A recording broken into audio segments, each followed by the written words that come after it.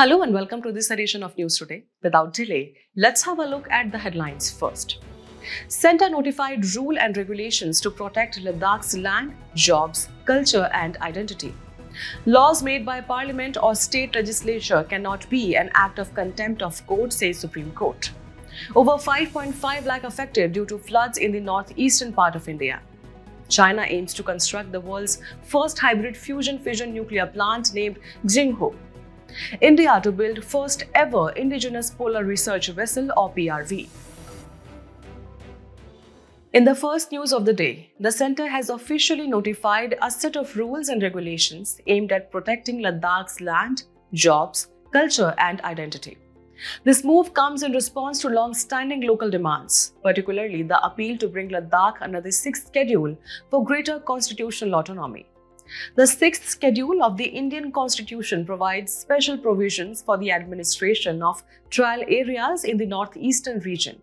It forms a part of Article 244 Clause 2 and applies specifically to 4 states: Assam, Meghalaya, Tripura and Mizoram.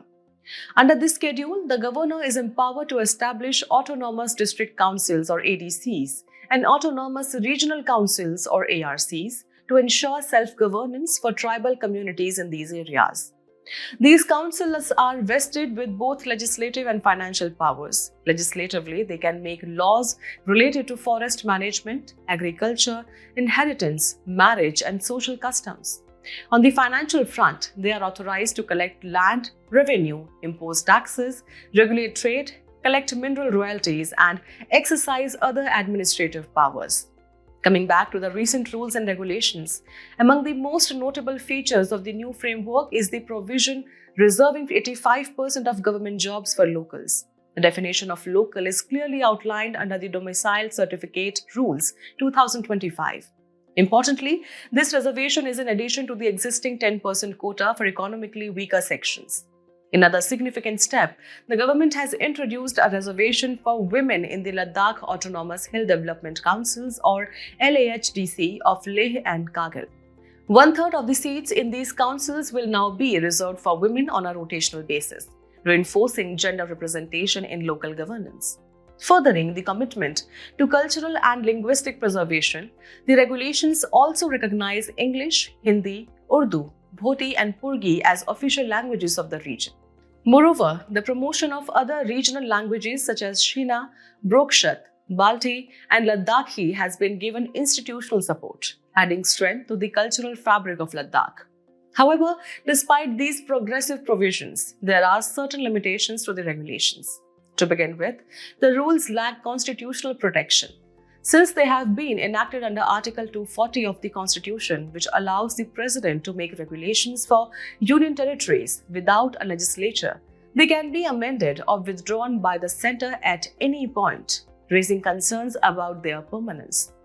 Additionally, there is no explicit ban on land ownership by outsiders. Given the rising pressures from tourism, infrastructure development and climate change, this omission has sparked apprehensions regarding land security. The absence of a local legislature or council with law-making authority is another major limitation. Unlike the powers granted to autonomous district councils or ADCs or autonomous regional councils or ARCs under the 6th schedule, Ladakh still lacks such a governance mechanism. Moving on. In a significant legal clarification, the Supreme Court has ruled that laws enacted by Parliament or a state legislature cannot be considered an act of contempt of court. This principle was notably reaffirmed in the landmark case of Nandini Sundar and others versus State of Chhattisgarh 2007, where the apex court held that the mere enactment of a law, even if it contradicts prior judicial directions, does not amount to contempt. The court further observed that a legislature has the legitimate authority to remove the basis of a judicial ruling or to validate through an amendment a law that has previously been struck down. This ruling underscores the distinct roles of the legislature and the judiciary within India's constitutional framework. Turning to the broader concept, contempt of court refers to any act that disobeys or disrespects the authority of a court, lowering its authority and dignity.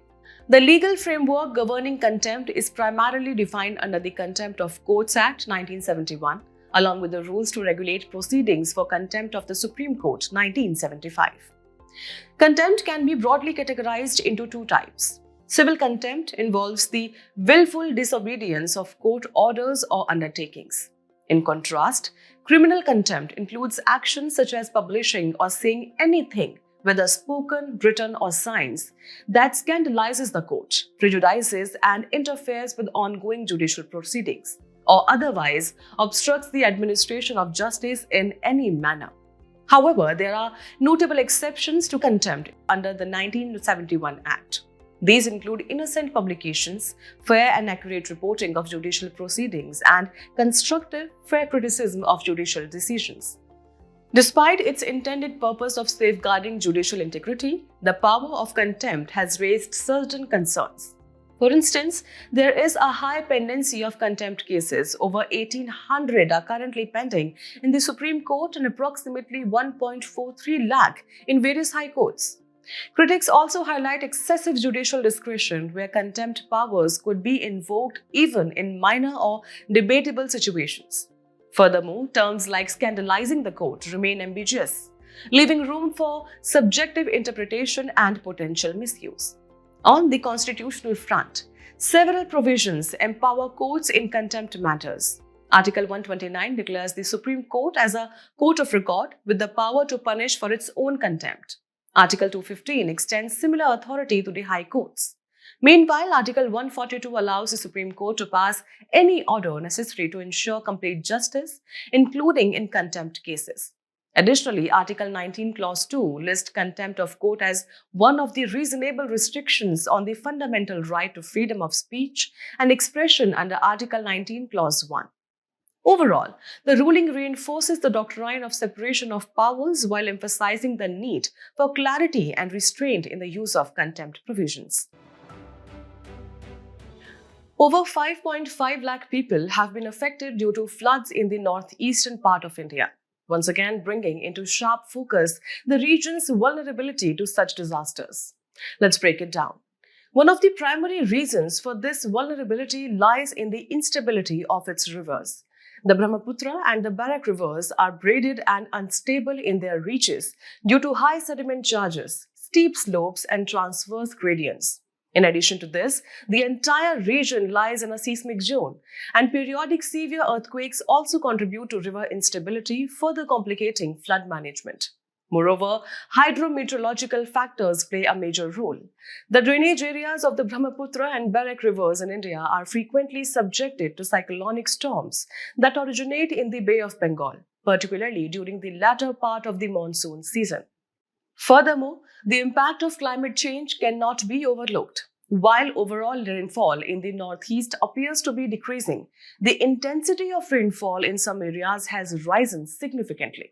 For instance, as highlighted by the Center for Science and Environment or CSE, districts north of the Brahmaputra in Assam have shown an increasing trend in rainfall over the past 30 years.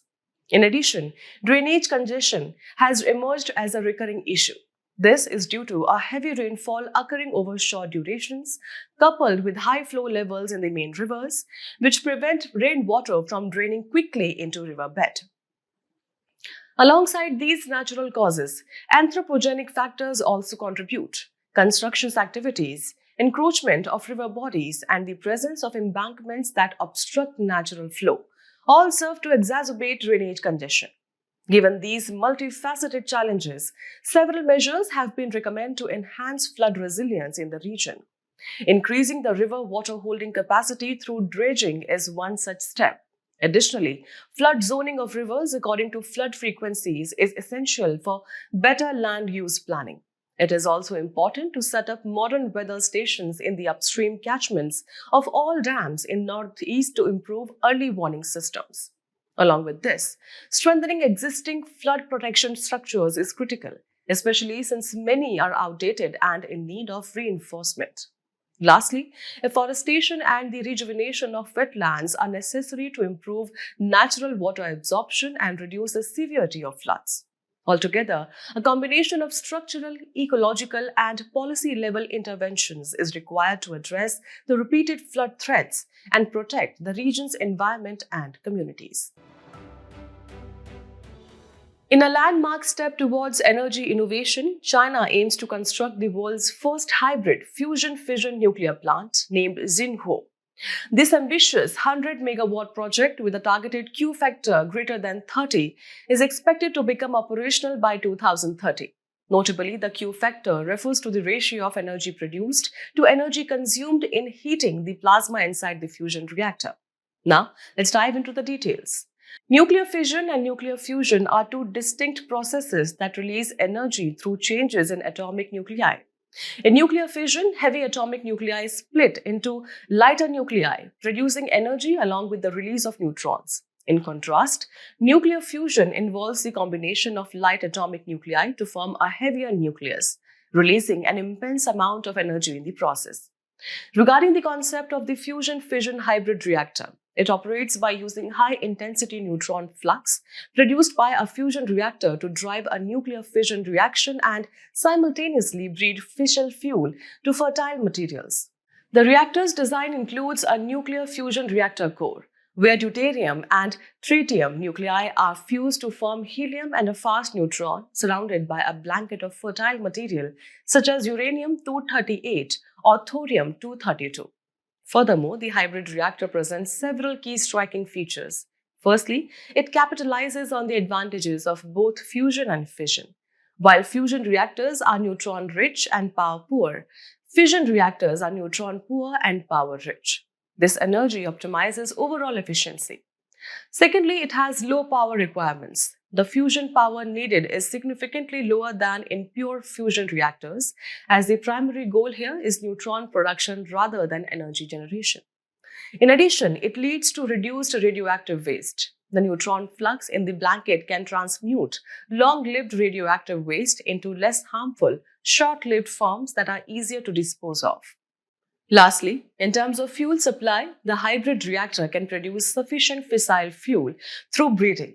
Specifically, fusion neutrons can convert fertile materials into fissile ones, such as plutonium-239 or uranium-233, thus significantly boosting the reactor's fuel sustainability. In essence, the hybrid model represents a transformative blend of two nuclear technologies with the potential to enhance energy security, minimize waste, and ensure long-term sustainability. Moving on, India is all set to build its first ever indigenous polar research vessel or PRV, marking a significant milestone in the country's shipbuilding capabilities and polar research ambitions.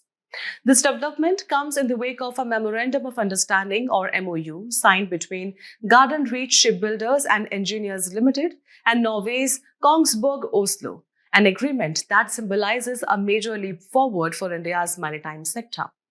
GRSE, a premier warship building Mini Ratna Category 1 company under the Ministry of Defence and based in Kolkata, will lead the construction of this advanced research vessel. Now, let's dive into the details. The Polar Research Vessel or PRV is essentially a specialized ship designed to serve as a mobile platform for scientific research in the polar regions, around both the North and South Poles. Equipped with the latest scientific equipment, the PRV will facilitate the exploration of oceanic depths and support the study of complex marine ecosystems. The significance of this indigenous PRV is multifold. Primarily, it will cater to indigenous needs. PVR would serve the requirements of the National Center for Polar and Ocean Research, GOA, which conducts extensive research in these extreme environments. Furthermore, the vessel will enhance support for India's ongoing scientific missions in the polar regions, specifically in Antarctica, where India operates MATRI since 1989 and Bharti since 2011, and in the Arctic, where the Himadri station has been functional since 2008.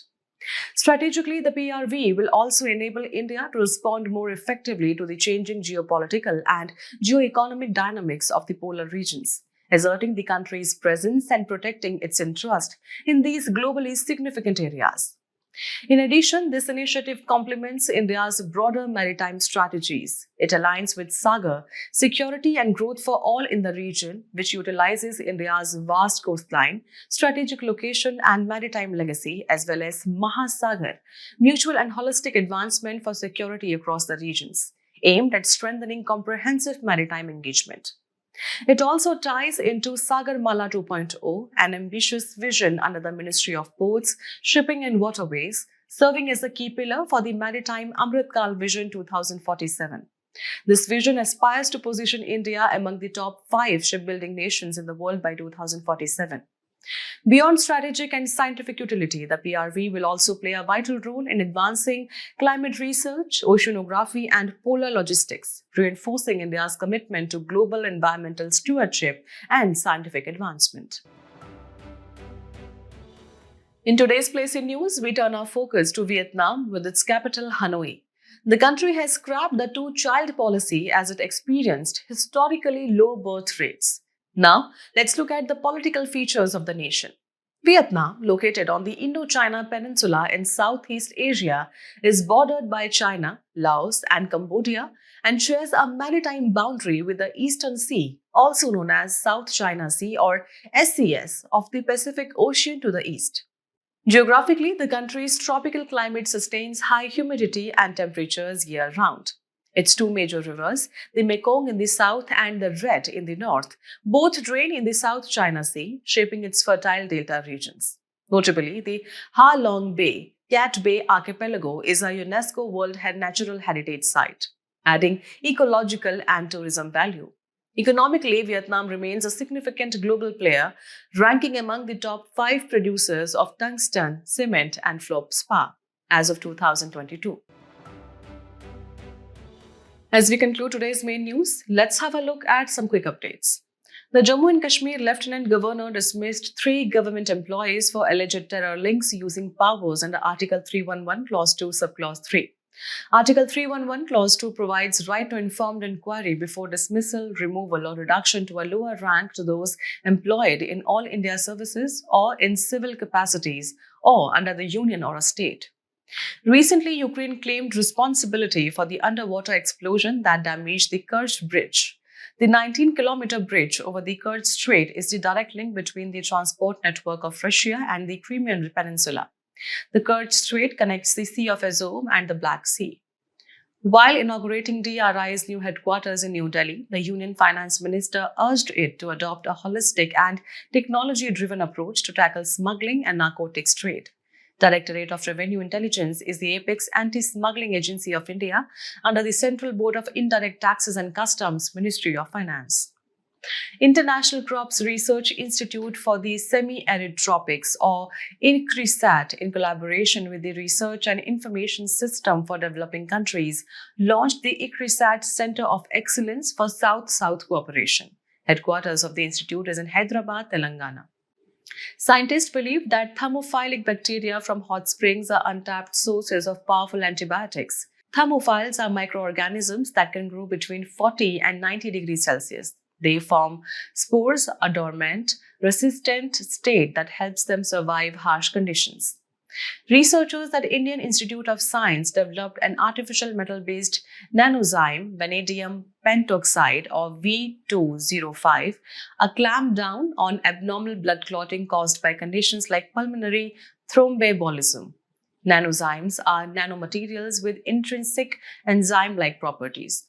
Researchers from CSIR Center for Cellular and Molecular Biology, Hyderabad, shed light on the molecular innovations in flowering plants that help explain abominable mystery through a newfound gene called shukra or sperm. CCMB is a premier research organization in frontier areas of modern biology. Wildlife Institute of India and National Tiger Conservation Authority did India's first survey of ungulates or hoofed animals. Study warns that ungulates, hoofed animals, which are key prey species for tigers, are declining in Odisha, Jharkhand, and Chhattisgarh. Before we sign off, let's challenge your understanding in today's installment of Test Your Learning.